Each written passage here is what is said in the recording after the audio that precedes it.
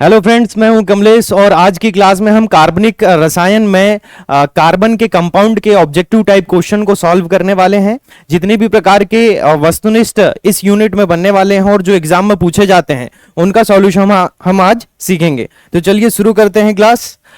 तो सबसे पहला क्वेश्चन लगाते हैं कि निम्न में से कौन सा एलिमेंट कार्बन परमाणु के साथ दोहरा बंध और एकल बंध दोनों बना सकता है। डबल बॉन्ड और सिंगल बॉन्ड जो दोनों बना सकता है, ऐसा कौन सा कंपाउंड है आपको बताना है।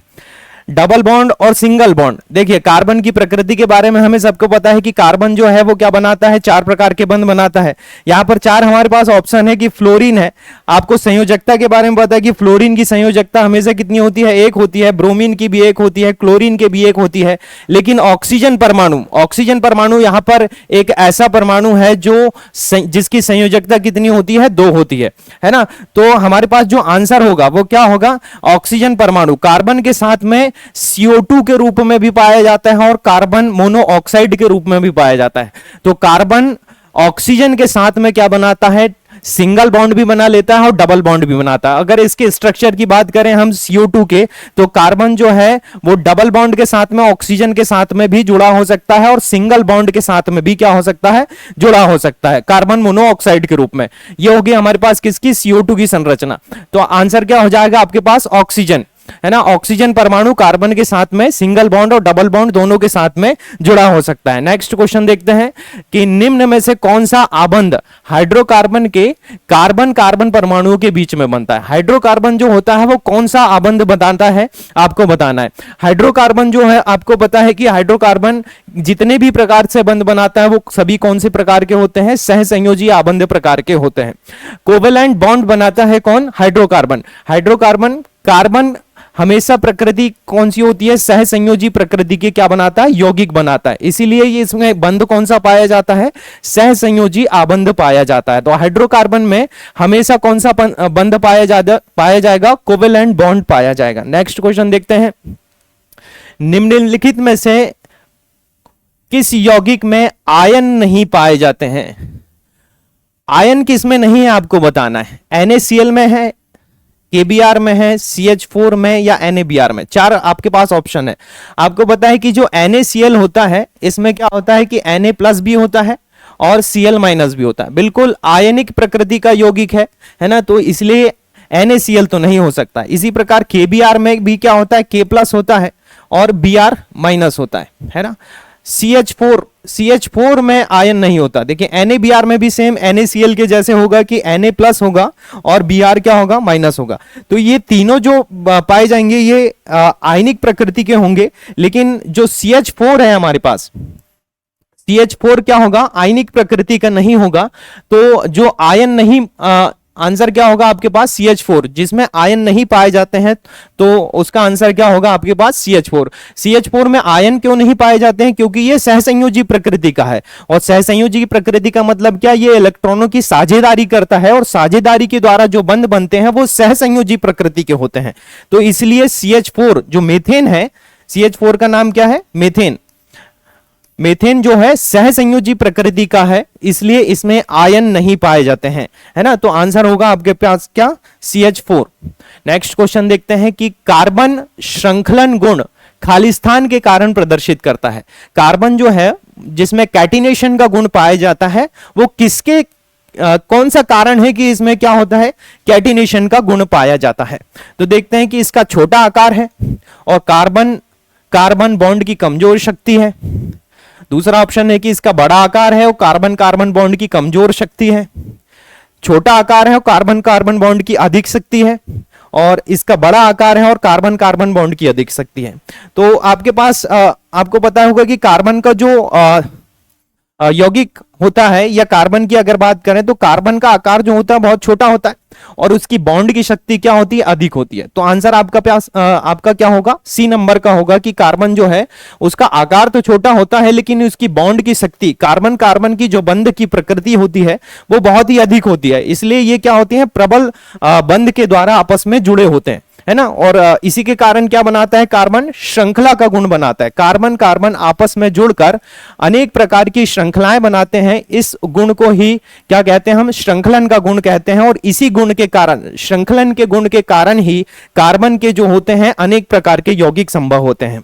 यह पूरी आवर्त सारणी में सबसे ज्यादा जो श्रृंखलन का गुण बनाता है वो कौन बनाता है भाई, तो कार्बन ही बनाता है। कार्बन में कैटिनेशन का और चतुसंयोजकता, टेट्रावैलेंसी के कारण ही कार्बन के जो होते हैं बहुत सारे यौगिक पाए जाते हैं। नेक्स्ट क्वेश्चन देखते हैं, Which of the following properties of carbon responsible for a large number of carbon compound? Carbon की कौन सा ऐसा गुण है बोले जिसमें कार्बन के यौगिक अधिक संख्या के लिए उत्तर जाए। कार्बन के बहुत सारे यौगिक होते हैं, वो ऐसा कौन सा गुण है कार्बन के पास जिसमें कार्बन के क्या है बहुत ज्यादा यौगिक पाए जाते हैं बोले, तो आपको बताना है कि क्या अपर रूपता होती है, चतुसंयोजकता, या आइसोमेराइजेशन होता है, या द्विसंयोजकता होती है। श्रृंखलन के गुण के कारण द्विसंयोजकता होती है, श्रृंखलन के गुण के कारण चतुसंयोजकता होती है। तो आपको बताना है कि इसमें कौन सा होगा गुण। देखिए आपको पता है कि कार्बन में क्या होता है, श्रृंखलन का गुण तो होता है, लेकिन इसकी संयोजकता कितनी होती है, दो संयोजकता नहीं होती। संयोजकता कितनी होती है, चतुसंयोजकता होती है। अपर रूपता भी पाई जाती है, लेकिन अपर रूपता के कारण इसके ज्यादा यौगिक नहीं होते। श्रृंखलन के गुण के कारण और टेट्रावैलेंसी के कारण क्या होती है, इसके बहुत ज्यादा यौगिक पाए जाता है, इसलिए इनमें क्या होती है, इनके यौगिकों की अधिक संख्या बनती है। ठीक है, तो हम यहाँ पर लिख देते हैं कि संयोजकता कितनी होती है कार्बन की, संयोजकता होती है 4। और विशेष गुण क्या है इसमें, विशेष गुण है कौन सा, कैटिनेशन का, श्रृंखलन का गुण, श्रृंखलन, कैटिनेशन। इन दोनों गुणों के कारण ही क्या होती है, कार्बन के बहुत सारे यौगिक संभव होते हैं। नेक्स्ट क्वेश्चन देखते हैं, निम्न में से कौन सा कोयले से प्राप्त होने वाला एक कठोर, सरंध्री और काला पदार्थ है बोले, या तो टफ है या पोरश और ब्लैक सब्सटेंस है। कि कोयले से ही प्राप्त होता है, लेकिन क्या होता है, टफ भी होता है, पोरश भी है और ब्लैक सब्सटेंस भी है। तो भैया कठोर तो हीरा भी है, लेकिन ये पोरश नहीं होता भैया, अंदर सरंध्र नहीं पाए जाते, खोखला नहीं होता। हीरा तो सबसे ज्यादा क्या होता है, कठोर होता है। अच्छा कोल गैस की बात करते हैं तो भैया गैस तो ठोस कहां से हो सकती है, गैस तो हमेशा गैस फॉर्म में ही पाई जाएंगी। तो कोक इसका आंसर हो सकता है ना, कोल तार जो होता है वो भी अलग होता है। तो इसका आंसर क्या है भाई, कोक जो होता है, कोयले का जो शुद्धतम रूप होता है जिसे हम कोक कहते हैं, ये कोक जो होता है क्या होता है, सरंध्री होता है, पोरश होता है, कठोर भी होता है और क्या होता है, काला भी पाया जाता है ना, काला पदार्थ होता है। तो इसका आंसर क्या है, कोक। नेक्स्ट क्वेश्चन देखते हैं, संतृप्त कार्बन यौगिक, सैचुरेटेड कार्बन कंपाउंड खाली स्थान होते हैं बोले, कैसे होते हैं आपको बताना है कि संतृप्त कार्बनिक यौगिक जो होते हैं वो किस प्रकार के होते हैं, है ना।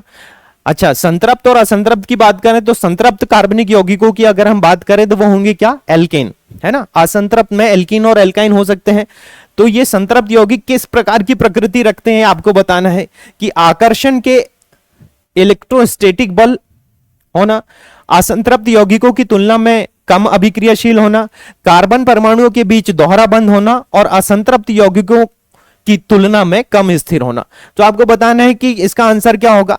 हमें पता है कि कार्बन की जो प्रकृति होती है उसके आधार पर अगर हम इसको देखें तो असंतृप्त यौगिक जो होते हैं, है ना, असंतृप्त यौगिकों की तुलना में ये जो संतृप्त कार्बनिक यौगिक होते हैं ये क्या होते हैं, कम अभिक्रियाशील होते हैं। जैसे कि एल्केन की अगर बात करें और एल्कीन और एल्काइन की बात करें तो एल्कीन और एल्काइन जो होते हैं वो थोड़े से अधिक क्रियाशील होते हैं, जबकि एल्केन जो होते हैं संतृप्त कार्बनिक यौगिक ये थोड़े से क्या होते हैं, कम क्रियाशील होते हैं। इसलिए इसका आंसर क्या होगा, असंतृप्त यौगिकों की तुलना में ये क्या होते हैं, कम क्रियाशील होते हैं। नेक्स्ट क्वेश्चन देखते हैं हमारा, 5 कार्बन परमाणु वाले यौगिक पेंटानल में क्रियात्मक समूह का चयन कीजिए। पेंटानल बताना है बोले कि पेंटानल में जो होता है वो क्या है कि कौन सा क्रियात्मक समूह है।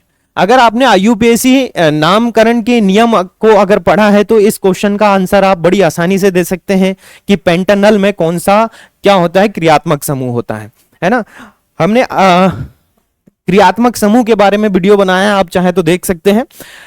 एल्कीन में अगर बात करें हम ऑप्शन देख लेते हैं क्या है, एल्कीन, एल्डिहाइडिक, कीटोन और अल्कोहल। देखिए भाई एल्कीन क्या है, क्रियात्मक समूह तो नहीं है, तो ये आंसर तो आपका बिल्कुल नहीं हो सकता।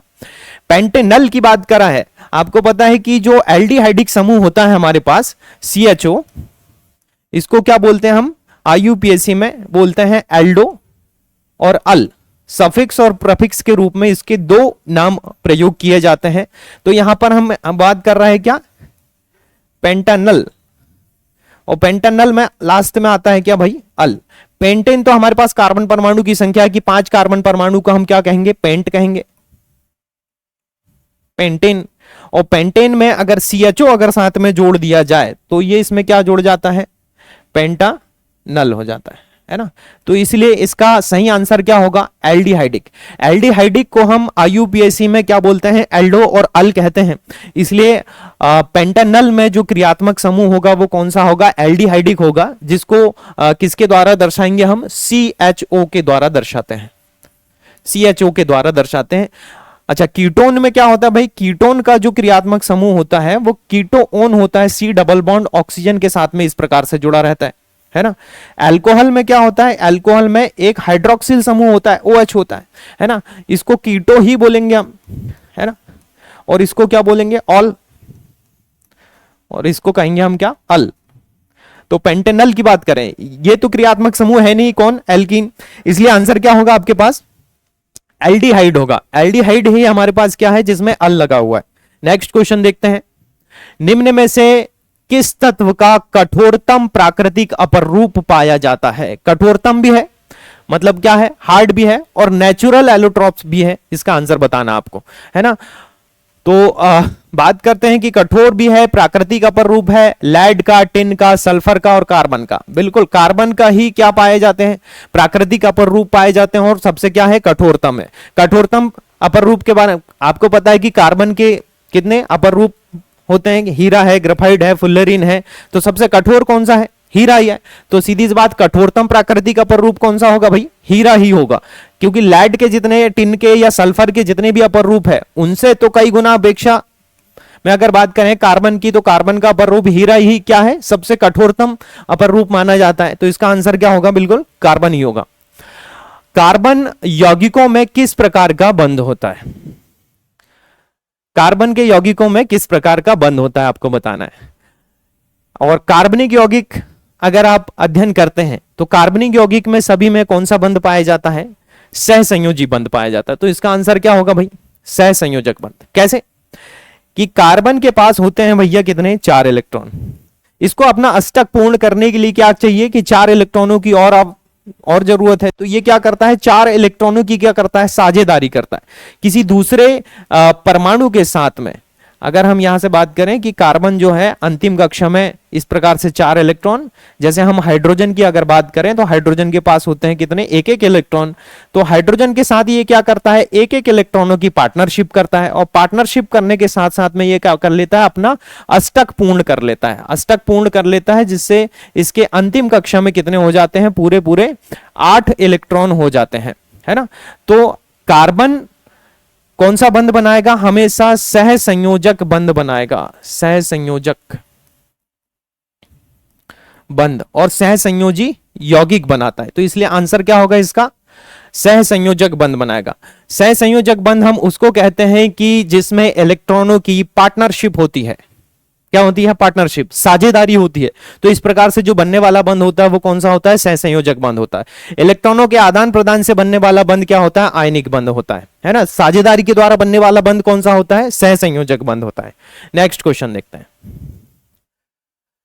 कार्बन यौगिक विद्युत के कुचालक क्यों होते हैं आपको बताना है ना।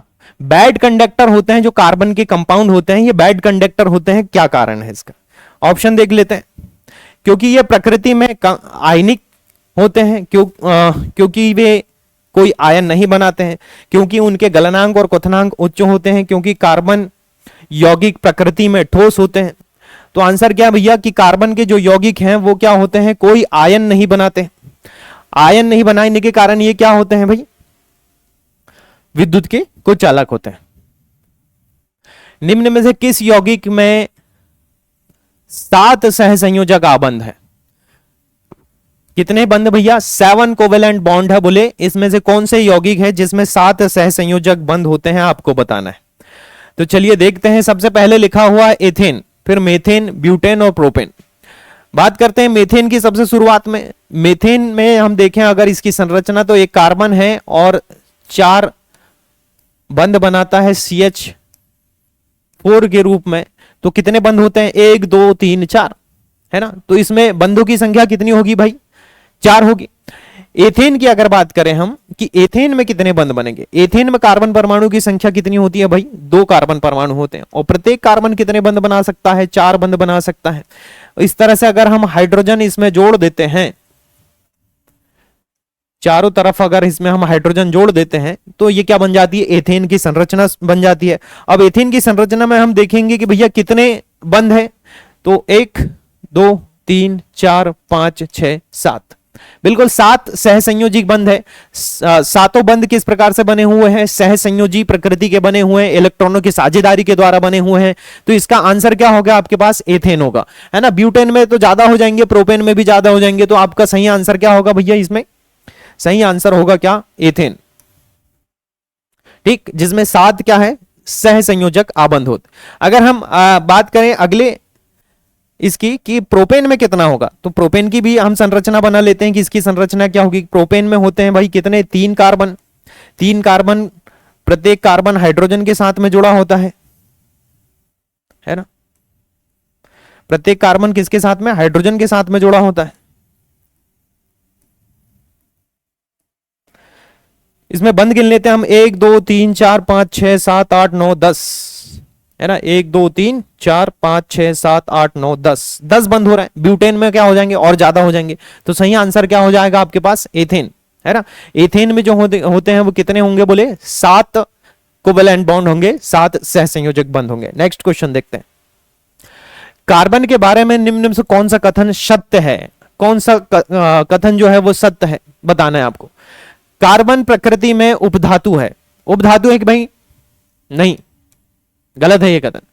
मेटेलॉइड नहीं है कार्बन, है ना। मेटेलॉइड अलग प्रकृति के होते हैं।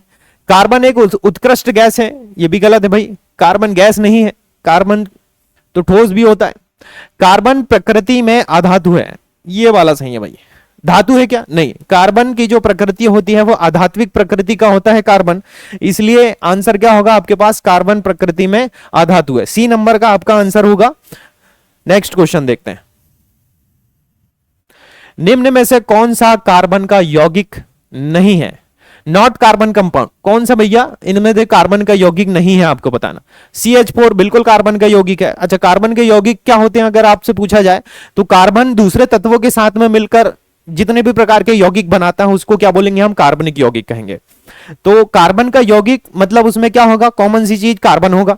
तो कार्बन जिसमें है वो कार्बन का यौगिक है, जिसमें कार्बन नहीं है वो कार्बन का यौगिक नहीं है। बस सिंपल सी बात है। आपको देखना यहां पर CH4 में कार्बन है, बिल्कुल है। CHCl3 क्लोरोफॉर्म जिसको बोलते हैं, है ना, इसको बोलेंगे हम मीथेन। मीथेन कार्बन का यौगिक है। क्लोरोफॉर्म, क्लोरोफॉर्म भी क्या है? कार्बन के यौगिक। दिख रहा है कार्बन भैया? अच्छा, C2H6 एथेन कार्बन है इसमें। ये क्या लिखा हुआ है? ये लिखा हुआ है CONO3 का twice. Cobalt nitrate, cobalt nitrate भैया लिखा हुआ है, ना कि ये कार्बन है। ये कार्बन नहीं है भैया, ये क्या है? कोबाल्ट है, कोबाल्ट नाइट्रेट। तो क्या इसमें कार्बन दिख रहा है क्या? अब जिसमें कार्बन ही नहीं है वो क्या है? कार्बन का यौगिक नहीं है। तो सीधी सी बात है, कोबाल्ट नाइट्रेट आपका आंसर होगा कि कार्बन का यौगिक कौन सा नहीं है भाई? कोबाल्ट नाइट्रेट नहीं है। बाकी मेथेन है, क्लोरोफॉर्म है, एथेन है, सभी क्या है? कार्बन के यौगिक हैं। नेक्स्ट क्वेश्चन देखते हैं। कार्बन अन्य तत्वों के साथ प्रबल बंध बनाता है। निम्नलिखित में से कौन सा दिए गए कथन के लिए सही स्पष्टीकरण है, आपको बताना है ना। देखते हैं आंसर क्या है। ऑप्शन का कौन कौन से हमारे पास? एक कार्बन नाभिक अपने छोटे आकार के कारण इलेक्ट्रॉनों के साझा युग्मों को दुर्बलता से पकड़ कर रखता है। भैया दुर्बलता से तो नहीं पकड़ता कार्बन, है ना। तो पहले ही ऑप्शन आपका क्या हो जाएगा? रॉन्ग हो जाएगा। दूसरा वाला देखते हैं कि एक कार्बन नाभिक अपने छोटे आकार के कारण, ठीक है, इलेक्ट्रॉनों का साझा करके युग्मों को प्रबलता से पकड़ कर रखता है। ये आंसर भाई सही है, बी नंबर का। क्या एक कार्बन का पहली सीधी बात है, छोटा आकार भी होता है, इलेक्ट्रॉनों का साझा करता है, युग्मों को प्रबलता से क्या है पकड़ कर भी रखता है ना। अगला ऑप्शन देख लेते हैं फिर भी हम। एक कार्बन नाभिक अपने बड़े आकार नहीं होता भाई, एक कार्बन नाभिक अपने बड़े आकार के कारण इलेक्ट्रॉनों को साझा कर दुर्बलता से पकड़ता है। तो भैया आंसर क्या होगा आपके पास, दूसरा नंबर का होगा कि कार्बन का जो कंपाउंड है वो छोटा आकार होता है, इलेक्ट्रॉनों की साझेदारी करता है और क्या करता है कि साझे के जो युग्म होते हैं उनको प्रबलता से पकड़ कर रखता है ना। तो आंसर कौन सा हो जाएगा आपका, बी नंबर का। How many numbers of bond do the single carbon atom form. भैया एक कार्बन परमाणु में बोले कितने अनुबंध होते हैं, कितने बॉन्ड होते हैं बताना है आपको। कार्बन परमाणु में कितने बॉन्ड हो सकते हैं सिंगल कार्बन परमाणु में, तो सीधी सी बात है कितने, 4 होते हैं, आपको पता है ना। 4 प्रकार से कार्बन क्या होता है, बंध बनाता है। शुद्ध कार्बन को खालिस्तान के अधीन करके हीरे को संश्लेषित किया जाता है। अगर कोई आपके पास कार्बन है बोले और उसको हीरा बनाना है तो आप कौन सी मेथड का उपयोग करेंगे, तो ऑप्शन दिए हुए हैं हमारे पास। हीरे को संश्लेषित किया जा सकता है बहुत कम दबाव डालकर और कम तापमान पर। भैया कम दबाव डालेंगे तो कैसे बन जाएगा, तो उच्च दबाव डालकर और उच्च तापमान पर, यह आंसर सही हो सकता है भाई। बहुत कम दबाव और उच्च तापमान, बहुत अधिक दबाव व कम तापमान, ये सब गलत है ना। तो आंसर दूसरा क्या है हमारे पास, बहुत उच्च दबाव डाल सकते हैं आप और उच्च तापमान कर सकते हैं, जिससे क्या हो सकता है कि हीरे को संश्लेषित किया जा सकता है, बनाया जा सकता है ना। नेक्स्ट क्वेश्चन देखते हैं। निम्नलिखित में से कौन सा तत्व एक बहुमुखी तत्व है जो सभी जीवित जीवों और हमारे द्वारा उपयोग की जाने वाली कई चीजों का आधार बनता है। सभी जीवों में बोले बहुमुखी तत्व है और उपयोग की जाने वाली सभी चीजों का आधार बनता है। क्यूरियम, बेरियम, एंटीमनी और कार्बन। ऑप्शन देख के ही आप आंसर बता सकते हैं, इसका आंसर क्या होगा, कार्बन होगा। क्यों भाई, तो कार्बन क्या है, एक ऐसा तत्व है भैया जिसके बहुत सारे यौगिक हैं और उन सभी लगभग यौगिकों का में से किसी ना किसी का हम सबसे ज्यादा उपयोग करते हैं बोले, है ना। जीवित जीवों में हमारे द्वारा उपयोग होता है ना। और जैसे भैया हम कार्बोहाइड्रेट की बात करें, वसा की बात करें, लिपिड की बात करें, प्रोटीन की बात करें, विटामिन की बात करें, तो सभी में क्या है, आधार क्या है, कार्बन कहीं ना कहीं उपस्थित है। तो इसका आंसर होगा क्या, कार्बन। क्यूरियम, बेरियम, एंटीमनी ये बहुत कम रेयर तत्व होते हैं ये, है ना। तो इनका उपयोग हम डेली के बेस पे भी नहीं करते और हमारी जीवित जीवों में हमारे द्वारा उपयोग बहुत ही कम होता है। तो आंसर क्या होगा इसका भाई, कार्बन ही होगा। नेक्स्ट क्वेश्चन देखते हैं। नेक्स्ट क्वेश्चन है कि एक कार्बन क्रेडिट में खालिस्तान होता है। अब ये भैया कार्बन क्रेडिट क्या है, कार्बन क्रेडिट एक प्रकार का परमिट है जो किसी कंपनी को CO2 का उत्सर्जन या कार्बन मोनोऑक्साइड CO2 का या कार्बन मोनोऑक्साइड का उत्सर्जन करने के लिए या ग्रीन हाउस गैसों का उत्सर्जन करने के लिए क्या करता है, परमिट देता है, तो है ना। तो उसको हम क्या बोलते हैं, कार्बन क्रेडिट बोलते हैं। तो एक कार्बन क्रेडिट में भैया क्या होता है कि 1000 किलोग्राम कार्बन डाइऑक्साइड होता है ना। कि भैया 1000 किलोग्राम कार्बन डाइऑक्साइड है तो उसको हम क्या बोलेंगे, एक कार्बन क्रेडिट बोलेंगे। कार्बन क्रेडिट क्या है भाई, बोलिए एक प्रकार का परमिट होता है जो किसी कंपनी को दिया जाता है कि भैया आप इतना CO2 क्या है उत्सर्जन कर सकते हैं करके, है ना। तो आंसर डी हो जाएगा आपका। निम्नलिखित में से कौन सा कार्बन का अपर रूप नहीं है, not an allotropes of carbon. अपर रूप कौन सा नहीं है आपको बताना।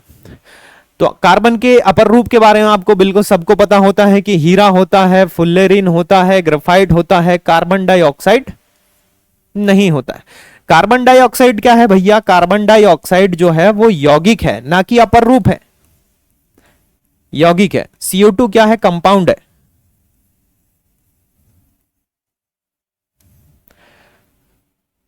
यौगिक नहीं है ना। अपर रूप मतलब क्या कि कार्बन जो होते हैं वो अलग अलग रूपों में पाए जाते हैं, तो उसे ही क्या कहते हैं, हम अपर रूप कहते हैं। अगर कार्बन के अपर रूप देखें तो कार्बन का सबसे अच्छा अपर रूप कौन सा होता है, हीरा है, फिर ग्रेफाइट है, फुल्लेरिन है। जो हीरा होता है वो सबसे ठोस होता है ना। और विद्युत का क्या है, कुचालक है। कार्बन का कौन सा अपर रूप विद्युत का सुचालक होता है, तो बोले ग्रेफाइट होता है। फुल्लेरिन की संरचना बॉल के जैसे होती है ना। तो नेक्स्ट क्वेश्चन देखते हैं। सोडा वाटर जैसे वातित पेय में विलेय के रूप में कौन सी गैस होती है? सोडा वाटर में भैया कौन सी गैस होती है आपको पता है? सोडा वाटर, कार्बन डाइऑक्साइड, है ना। सबको पता है कि सोडा वाटर में कौन सी गैस होती है? Carbon dioxide. ऑक्सीजन, नाइट्रोजन और हाइड्रोजन जो होती है वो नहीं होती है। सोडा वाटर, जितने भी कोल्ड ड्रिंक्स वाले पेय पदार्थ होते हैं, है ना, तो उसमें कौन सी गैस घुली होती है? CO2 गैस घुली होती है। तो इसका आंसर होगा क्या? कार्बन डाइऑक्साइड, है ना। नेक्स्ट क्वेश्चन देखते हैं। सिनगैस मुख्य रूप से खालिस्तान का मिश्रण है। सिनगैस किसका मिश्रण है आपको बताना है। अगर आपको इसका आंसर नहीं पता है तो आप बिल्कुल सही क्लास ज्वाइन करें हैं कि सिनगैस, ऐसे क्वेश्चन क्या होते हैं, ये क्वेश्चन बार बार एग्जाम में पूछे जाते हैं, तो आपको ऐसे क्वेश्चनों का आंसर पता होना चाहिए। कार्बन डाइऑक्साइड और हाइड्रोजन, ब्यूटेन और प्रोपेन, कार्बन मोनोऑक्साइड और हाइड्रोजन, कार्बन डाइऑक्साइड और सल्फर। तो सिनगैस का जो सिनगैस जो मिश्रण होता है वो किसका होता है? कार्बन मोनोऑक्साइड और हाइड्रोजन। कार्बन मोनोऑक्साइड CO+H2, इन दोनों को अगर हम मिश्रण करके बनाते हैं तो उसको कौन सी गैस बोलते हैं भाई? हम सिनगैस बोला जाता है ना। नेक्स्ट क्वेश्चन देखते हैं। एक सुक्रोज अणु में खालिस्तान कार्बन परमाणु होता है। अ सुक्रोज मॉलिक्यूल कंटेन खालिस्तान कार्बन एटम। सुक्रोज का अगर आपको सूत्र पता है तो आप इसका आंसर बड़ी आसानी से दे सकते हैं। जैसे ग्लूकोज का सूत्र तो सबको लगभग पता ही होता है ना। तो ग्लूकोज का सूत्र क्या है भैया? C6H12O6। और ग्लूकोज का बड़ा भाई है कौन? सुक्रोज, है ना। मोनोसैकेराइड बोला जाता है ग्लूकोज को। ग्लूकोज एक प्रकार के क्या है? कार्बोहाइड्रेट है, और जिसमें मोनोसैकेराइड है ग्लूकोज, जिसमें कार्बन के परमाणु की संख्या कितनी है भाई? 6 है। तो भैया जो सुक्रोज होता है C12H22O11, इसका सूत्र है सुक्रोज, है ना। कार्बन परमाणु की संख्या कितनी है? 12। तो सुक्रोज एक प्रकार का क्या है? डाइसैकेराइड है। डाइसैकेराइड को तोड़ने पर मोनोसैकेराइड की 2 प्रकार की इकाइयां प्राप्त होती है ना। कार्बोहाइड्रेट है एक प्रकार के, कार्बोहाइड्रेट, मोनोसैकेराइड, डाइसैकेराइड या पॉलीसैकेराइड के रूप में जानते हैं हम। सुक्रोज एक प्रकार का डाइसैकेराइड है जिसमें कार्बन परमाणु की संख्या कितनी होती है बोले तो 12 होती है। तो कुछ ऐसे सूत्र आपको पहले से पता होने चाहिए जिससे आप क्या कर सकते हैं, ऐसे क्वेश्चन को बड़ी आसानी से सॉल्व कर सकते हैं, है ना। नेक्स्ट क्वेश्चन देखते हैं। निम्नलिखित में से कौन पृथ्वी पर सबसे कठोरतम पदार्थ है? सबको पता भैया सबसे कठोरतम पदार्थ कौन सा होता है। अगर हीरा लिखा हुआ है तो हीरा सही है, अगर हीरा नहीं है तो फिर देखना पड़ेगा। एरोग्राफेन, सोपस्टोन, कार्बाइन, एरोग्राफाइट। तो भैया जो कार्बाइन है, कार्बन का ही एक रूप है जिसको हम कार्बाइन के रूप में जानते हैं। हीरे के बाद अगर किसी का नंबर आता है तो वो क्या है? कार्बाइन का नंबर आता है। अगर हीरा ऑप्शन में होता तो हम उसी को आंसर में लगाते, है ना। तो कार्बाइन जो है वो क्या है? सबसे कठोरतम पदार्थ होता है। निम्नलिखित में से कौन सा अब तक ज्ञात कठोरतम पदार्थ है? अब तक जितने भी पदार्थ उपस्थित हैं बोले उसमें से कौन सा है जो सबसे ज्यादा कठोरतम है? बकमिंस्टर फुल्लेरीन, या डायमंड है, या ग्रेफाइट है, या लोहा है? तो सीधी सी बात है, कौन है? हीरा। डायमंड जो है वो अब तक का सबसे ज्ञात कठोरतम पदार्थ है ना। तो डायमंड ही आपका आंसर होगा। चलिए, तो ये थे हमारे पास कार्बनिक यौगिक में 25 क्वेश्चन थे, तो जिसको आपको बड़ी आसानी से, अगर आपने हमारे पिछले वीडियो देखे हैं तो बड़ी आसानी से इनके आंसर को आप दे सकते थे। इसी प्रकार से आगे की सीरीज में हम और भी क्वेश्चन लेके आएंगे। तो आपको क्या करना है कि बेसिक नॉलेज के लिए जो वीडियो है वो पहले देख लीजिए, उसके बाद ये सभी प्रश्नों के आंसर जो है आप बड़ी आसानी से दे सकते हैं, है ना। और इसी तरह से, और ये सभी जो क्वेश्चन है ये सभी कहीं ना कहीं एग्जाम में आए हुए क्वेश्चन है, इनको एग्जाम में पूछा जाता है, इसलिए सभी क्वेश्चन क्या है? इंपॉर्टेंट है। तो आई होप आज की क्लास आपको समझ में आई होगी। मिलते हैं हमारे नेक्स्ट वीडियो में। Thank you.